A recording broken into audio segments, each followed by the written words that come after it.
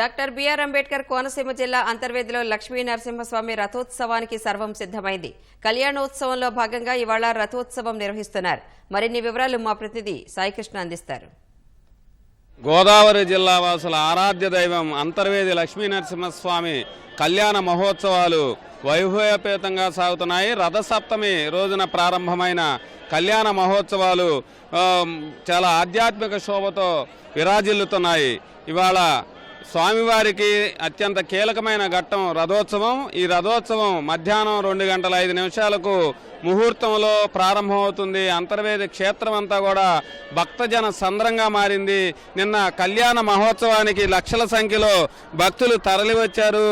ఆ భక్తులు కళ్యాణాన్ని తిలకించి పులకించారు. అనంతరం సముద్ర స్నానానికి పోటెత్తారు. లక్షల సంఖ్యలో ఉదయం నుంచి భక్తులు పుణ్యస్నానాలు ఆచరించారు. ఆ తర్వాత రథోత్సవానికి దర్శనానికి కూడా బారులు తీరున్నారు. మొత్తం అంతర్వేది తీర్థమంతా కూడా పూర్తి స్థాయిలతో భక్తులతో నిండిపోయింది. ఎక్కడ చూసినా జనసంద్రంగా మారారు. ప్రస్తుతం మనం చూడవచ్చు ఈ రథాన్ని ఈ స్వామివారి లక్ష్మీ నరసింహస్వామివారి సోదరి అశ్వరూఢాంబిక అమ్మవారి వద్దకు తీసుకెళ్తారు. ఆమెని భక్తులంతా కూడా గుర్రాలక్కగా అని సంబోధిస్తుంటారు.